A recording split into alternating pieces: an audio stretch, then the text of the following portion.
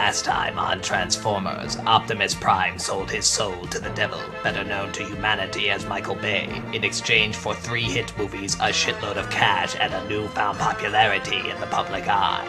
But little did he know that the movies would only get worse and worse, leading his audience to an ungodly amount of boredom and stupidity. Still popular and still rich, Prime finds himself hanging on to little dignity and street cred. To make things worse, Bay has lost his connection with the geek community due to rumored changes to the Ninja Turtles franchise. So Prime has been sent out to rebuild the hype for Transformers 4, Explosion of the Boobs. He has been sent to Anime St. Louis with his agent to recruit extras for his next movie. Greetings, humanity. I am Optimus Prime. Who wants to see explosion? Who wants to see giant robots? Who wants to see racial stereotypes exploited to an embarrassing degree? Who wants to see hot ladies insultingly objectified with no identifiable intelligence or personality? Really? Even the women cheered that one? Well, who wants to see Shia LaBeouf? Yeah. Alright, there's some hope for you yet. Well, we're having auditions for Transformers 4 and...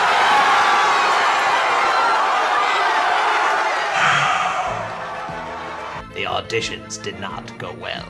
No. Well, he's no Shia LaBeouf, but he might be able to pull off Carrot Top. No, you're trying to think. Bay doesn't like that. Just drape yourself over a car and look hot. What? You showed up to a Michael Bay audition and you didn't bring a car to drape yourself over? Well, surely you have a motorcycle in your pocket that you can press your breast against. Next!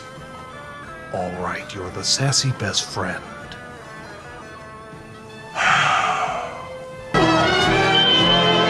Christ, Jerry, did you see the look on their faces when I mentioned the movie? All that misguided optimism. It's like telling a blind kid they're gonna pet a bunny when really it's a porcupine. Look, the product sells, and you're still popular. So is Jersey Shore. Your last film grossed $1,123,000,000 worldwide. But at what cost, Jerry? At what cost? I told you, $1,123,000,000 worldwide. Now get some sleep. We got more auditions to get through. I'm gonna go do coke off a prostitute who's also doing coke in a hot tub. That's not physically possible. I'll find a way.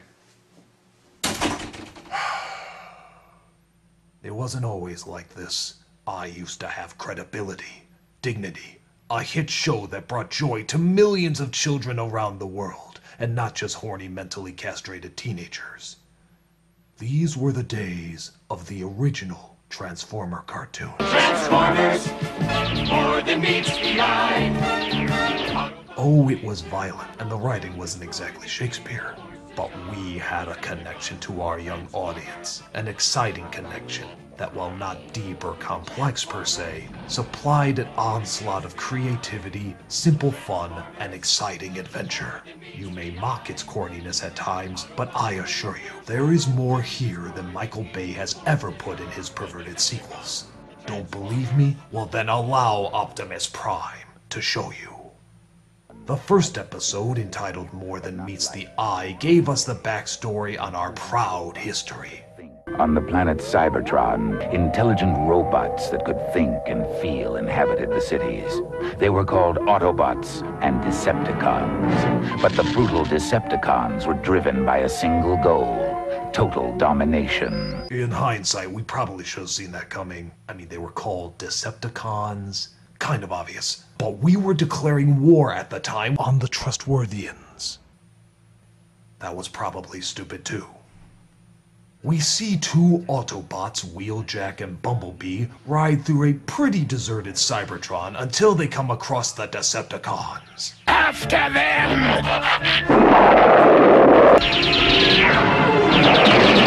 Like most Transformers, they brilliantly set their guns to shoot everything around the target except the target. We feel that gave the opponent a fighting chance. Any luck, Jazz? Negative. North side of Cybertron's blacker than the inside of a drive shaft. I'm still not sure why we hired Bill Cosby to do jazz. You see, the thing about the Decepticons is that they're very deceitful. So while we talk about our plans to find a new energy source, a metal bird named Laserbeak might be listening to us right now.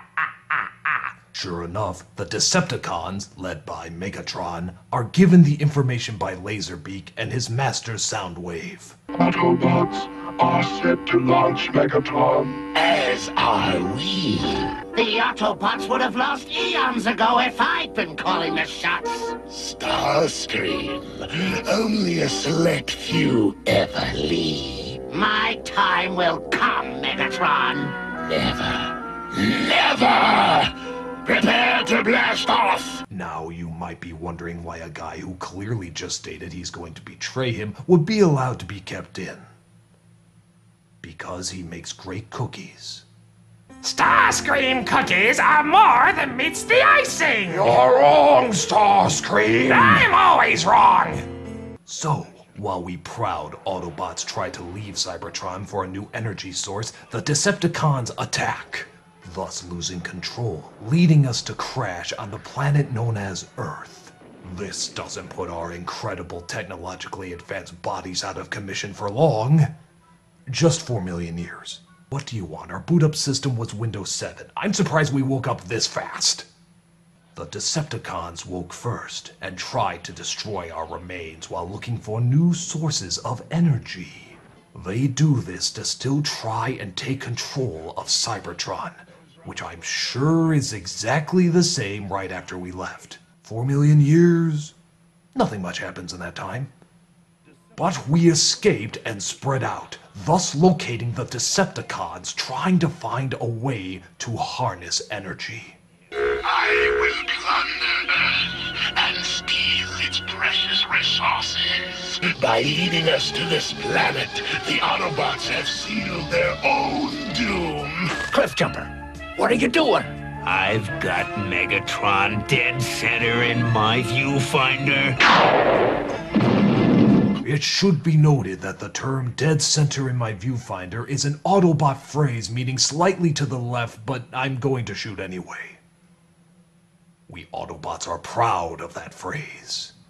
But they did manage to work their way back to the Autobots and tell us of the Decepticons' evil plans. We of course leapt into action. Organize a battle unit. We're going after them.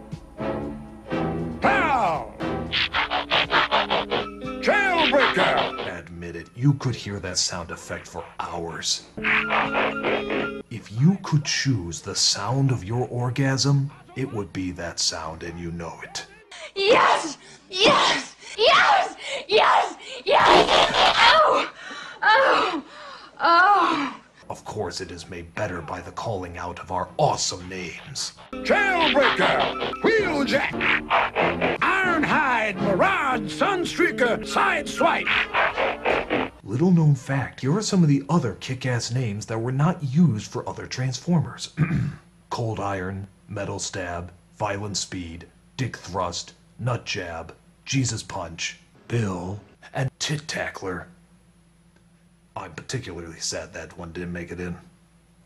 So the Decepticons tried to steal the energy from an oil drill where a kid named Spike and his father Sparkplug, God, I thought our names were weird, noticed the attack. Look! Up there! What is it? What are they? But thankfully, they used their brilliant human ingenuity and fight them off the best way they know how. Throwing things. Hit him with a rock! Stop! Let go of my dad!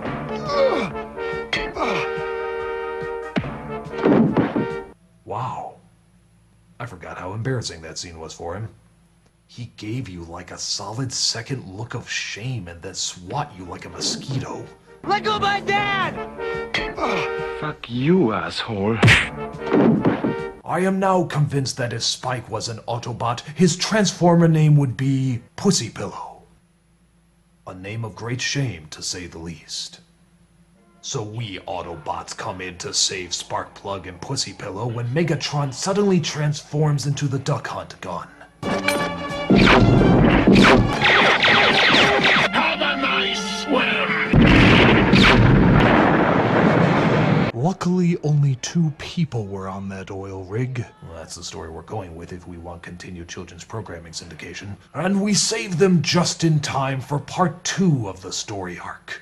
This begins with Spike writing like a girl in his journal describing his predicament. The Autobots are a highly advanced form of robot. I don't really know if they're from the past or the future, but they can think and have real feelings. If Michael Bay were here right now, he'd have 2 annoying parents come in not knowing how to react when you eat a pop brownie. Spike here wants to know how we transform, Hound. Easy, like this. What other tricks can you do? Try this one, Spike. Now you see me. Now you don't. Over here! Now, of course, you might be asking yourself why the hell we don't just use that technique about a bajillion other times in the show. Well, I think the real question is, how can Soundwave transform from a handheld tape deck into a 2-story monstrosity? We Autobots proudly honor the code of equal value proportions. Except for the cargo I'm carrying as a truck that seems to disappear and reappear at will. You may also be wondering what I'm carrying inside that cargo that's so important to constantly keep around. Well, I'll tell you. Starscream cookies. And the sprinkles on top are simply to die for! Starscream! Oh, just let me cook, bitch! Spike discovers, however, that Soundwave has snuck in, and thus he pushes the alarm that is in no way labeled alarm, smart kid, which forces him to leave his Thundercat Ravage behind. We got him.